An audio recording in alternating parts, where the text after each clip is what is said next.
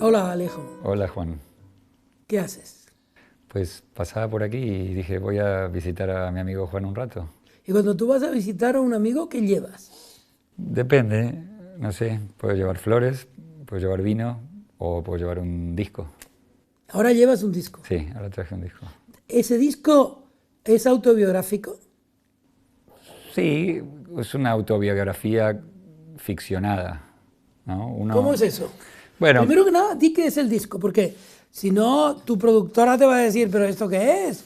Vas a la televisión del país y no haces propaganda. el disco es mi primer disco, ¿Tu primer disco? sí. Si tú inventaste tequila, si tú has estado con el rock en la Plaza del Pueblo, ¿cómo puede ser tu primer disco? Es mi primer disco como cantante solista con canciones propias, o sea, un primer disco. O sea, te inauguras, Me Alejo inauguro, sí, Stivel, sí, sí, soy un principiante. a los 46 años, 58. 58 años. A los 58 años se inauguró Lampedusa e hizo uno de los grandes libros de la historia. ¿Qué aspiras tú con este disco? Bueno, aspiro a empezar bien una carrera. Eh, la verdad que me entusiasma, me estimula y me excita mucho a esta altura del partido hacer algo por primera vez, ¿no? No es fácil encontrar algo Yo creo que es para hacer por primera vez. extraordinario. Es extraordinario. Cuéntanos la sensación y luego me cuentas del disco. Yo conozco un amigo tuyo que a los 57 años volvió a ser periodista. Sí, claro, yo también lo conozco. Y, Y algo y él parecido. creía, él creía que tenía 47. Yo no sé cuántos años tengo realmente, porque no creo mucho en la cronología, pero eh, ese amigo mío le pasa algo parecido, le pasó algo parecido, porque él estuvo de alguna manera involucrado en otro puesto, ¿no? Yo estuve produciendo, él estaba editando, o sea que no está fuera, pero no fuera del todo. Pero volver a grabar un disco y a componer canciones después de tanto tiempo, en algún punto sentí como que había perdido el oficio. Entonces tenía mucha inspiración, pero no sabía bien cómo se hacía eso, ¿no? Y me sentaba en mi casa con un papel y decía, ¿cómo se hace? No sé cómo se hace. Así que fue intenso, arduo, un poco doloroso por momentos, porque no lograba, todas las ideas que tenía no lograba darle forma, no sabía cómo hacer una canción. Tiene su cosa, ¿no? Tiene que coincidir con la música, tiene que ser muy sintética, hay que explicarlo todo en ese. Y bueno, me enfrenté a ello a ciegas y con toda la inexperiencia que he acumulado durante todos estos años. Y la verdad que una vez que lo pude componer y que lo grabé, que ya eso fue un proceso más habitual, porque tantos años de producción, la parte de la grabación de la banda me es muy familiar. Cuando canté también se me complicó porque tampoco estaba tan acostumbrado a cantar. Pero el momento que lo terminé fue fabuloso. Fue como decir, logré hacer esto que no sé ni cómo lo hice. Yo ahora lo oigo, lo pongo y digo, ¿y yo hice esto? Y la verdad que estoy lleno de ilusión, de excitación, de incertidumbre, de nerviosismo, como si fuera lo que es mi primer disco. Alejo, has hablado de la inexperiencia y sin embargo, mientras tanto, mientras adquirías esa inexperiencia, has tenido muchas experiencias. Ah, una de esas experiencias, decías, es producir a otros, trabajar para otros. En un artista, en un creador, dedicarse a otros es un enorme sacrificio o una gloria. ¿Cómo lo has vivido tú? Bueno, tú lo sabes muy bien cómo es eso porque exactamente hay un paralelismo muy claro entre un editor y un productor.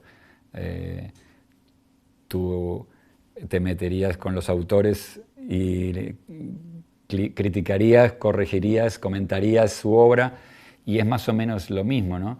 Eh, hoy hoy me hacían una entrevista y me preguntaban si cuando yo produje esos discos, que algunos de ellos por suerte han tenido mucha repercusión y han sido muy bien recibidos, si mi ego no quedaba un poco dañado por no figurar en la portada del disco, porque la gente no supiera, que mucha gente no sabe ni quién es el productor del disco, ¿no? Y yo le decía que en toda mi primera época de Tequila, de adolescente, ídolo, pop, rockstar, teenager, se me colmó de tal manera el ego, se me rebalsó tanto el vaso del ego que yo ya cubrí la dosis por varias vidas. Entonces, enfrentarme a un artista, cuando yo también me considero artista, pero para trabajar su obra, su disco, su producto, por decirlo de una manera más industrial, es un problema si tienes mucho ego, y entonces ahí vas a chocar mucho con el artista que tiene mucho ego de por sí. Como realmente lo tengo domesticado, como alguna vez te conté a mi ego, creo que es un trabajo tan creativo como componer o como grabar, ¿no? Solo que desde otro lugar. Has mencionado la época muy fructífera de Tequila. ¿Qué te enseñó esa época para el trabajo que acabas de iniciar como solitario?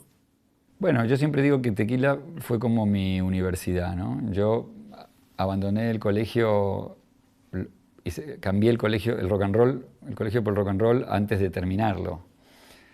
No hice lo que todos padres hubiesen dicho, primero termina los estudios y después haz lo que quieras. Mis padres me dijeron, haz lo que quieras, porque ellos mismos habían hecho eso también. Entonces, yo no fui a la universidad y siempre digo, incluso creo que en mi perfil de las redes pone estudios, no sé qué, Universidad del Rock and Roll, ¿no? O sea, para mí esos años fueron los que me formaron, los que me enseñaron un poco cómo moverme en el mundo profesional, y tengo miles de enseñanzas de esa época que son las que todavía conservo. Lo dejaste después de, como diría Sabina, más de 1000 noches y otras tantas consecuencias, y luego lo retomaste con Ariel Roth recientemente. Yo te fui a ver a la universidad del rock, una noche en el Jardín Botánico, y ahí tenías una enorme vitalidad que desde abajo parecía también frescura. ¿Cómo has logrado recuperar la música y a la vez achicar el tiempo? Eso es un secreto que no te puedo contar. Entonces háblame de tu disco. No, desde su título ahora. No, pero quería decirte que tú citaste a Joaquín, ¿no? Él siempre me decía, no entiendo cómo has hecho tú para retirarte de los escenarios, y esa es la droga más brutal que hay, el halago del público, los aplausos, porque yo cuando le produje el disco yo ya estaba hace mucho tiempo sin subirme. Y realmente no me volví a subir por el halago ni por el aplauso, que es muy agradable, pero no te lo tienes que creer mucho más que una hora después de que terminó el concierto. Después vuelves a tu casa y eres la misma persona que antes de salir. Pero, sino que realmente me volví a subir al escenario porque es algo con el que me había quedado como mono. O sea, me había quedado con ganas y dije, hace mucho que no lo hago y no quiero que pase más tiempo sin hacerlo, y la verdad que creo que acerté porque me estoy divirtiendo mucho. Ese show que viste tú, esa frescura, esa energía, salen solas, como te decía que no te lo iba a decir porque era un secreto, pero es que yo tampoco lo sé, es como por arte de magia. Es como si el rock and roll nos hiciera olvidar. A mí me pasa cuando voy a ver a un grupo mío favorito y voy al concierto, en ese momento todos perdemos la edad, perdemos la cronología, como decía antes, y es una puesta en escena, es una convención en la que todos decidimos que el tiempo no existe, ¿no? Y yo digo que el rock and roll es bastante mejor que el Botox. Tenemos 4 minutos para hacer propaganda. Vale. Elige uno. ¿Una canción? No. 1 minuto para hacer propaganda. ¿Qué es este disco? Pues este disco es una fotografía del momento mío de hoy, de lo que a mí me pasa, de lo que a mí se me ocurre, de lo que, como te decía antes, una biografía ficcionada. Hay cosas que son totalmente reales, hay otras que están más fantasiadas. Tengo una canción que se llama Yo era un animal, que cuenta un poco de mi pasado y mi presente también. ¿Cómo fue? Bueno, al final de la canción yo digo, yo era un animal, tenía una vida, bueno, como todos en algún momento La he escuchado. hemos tenido. Y es muy impresionante que te hayas atrevido con esa canción. Sí, la verdad que, como te decía, lo compuse totalmente desde el corazón. O sea, no pasó mucho por aquí porque no tenía la orfebrería de la composición. Entonces salió como vomitado el disco y casi sin darme cuenta. O sea, yo escribía cosas que después decía, joder, ¿voy a decir esto? ¿Pero qué dijiste? Bueno, dije que yo era un animal que no sabía parar, que vivía en un bar, que no podía frenar. Y cosas que, bueno, a muchas personas nos han pasado en una época de nuestra vida. Pero después termino y cuando termina la canción digo, soy un animal, no puedo parar, no quiero parar. O sea, en el fondo conservamos o conservo, quiero creer que conservo y que estoy en contacto con ese niño descontrolado y que a pesar del aplomo que pueda tener con estos años y de la inexperiencia o las experiencias que haya vivido, conservar un poquito de esa locura animal, ¿no? que también es parte de la vida. Alejo, ¿qué consecuencias tuvo para tu vida esa noche tan prolongada? Bueno, son cosas que te dejan cicatrices en algunos lugares del alma o del cuerpo, pero como todo, ¿no? O sea, hay cicatrices que te recuerdan cosas buenas incluso, otras cosas malas. Viví varias noches, porque esa, digamos, hubo una noche, pero antes hubo otra noche cuando me tuve que venir de Argentina. Esa fue una noche quizás más oscura.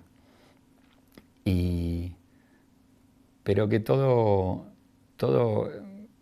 son cosas que te van completando y te van haciendo, ¿no? Todos tenemos no un destino, porque tampoco no sé si creo mucho en el destino, pero sí tenemos un hilo que nos va llevando, ¿no? Y cada uno tiene que pagar y cobrar ese hilo. Es curioso que la noche, que tanto asociamos con el placer y el baile y la música y la gloria de vivir estando con otros o con otras, luego sea metáfora de lo oscuro, de lo que nos pasa peor. Al alba, ¿no? La noche Al alba más larga. ya empieza a ser también dramático, porque esa canción Sí, de Aute no sí. es una canción feliz. No, por eso digo la noche más larga y quiero que no me abandones hasta el alba, pero sí, es curioso, ¿no? Pero bueno, es como te decía, yo también creo que dentro de toda la noche más oscura, pues también eso te deja una cicatriz que en algún momento la tocas y te da cierto calor también, ¿no? Alejo, ¿el rock and roll te salvó la vida? Sin ninguna duda. Por eso llevo esta camiseta todos los días. Pero la lavarás. No, me ducho con ella y sigo adelante. Yo siempre he pensado que esa terrible noche que viví en Argentina cuando era adolescente, con toda una serie de tragedias colectivas y particulares, creo que el rock and roll y todo lo que pasó después, cómo pude dedicarme al rock and roll y cómo pude dedicarme a algo que me gusta, que cada día que me levanto agradezco a la vida poder hacer algo que me gusta, porque tengo muy claro que la mayoría de la gente no tiene esa suerte.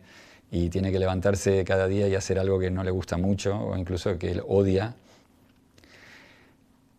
Creo que de alguna manera fue como que el destino me compensó aquel drama, aquella tragedia, aquel dolor y me dijo, bueno, la pasaste muy mal, ahora te voy a hacer este regalo que es que durante toda tu vida vas a poder hacer lo que quieras. Gracias, Alejo. Yo también fui un animal. Lo sé. Gracias. De nada.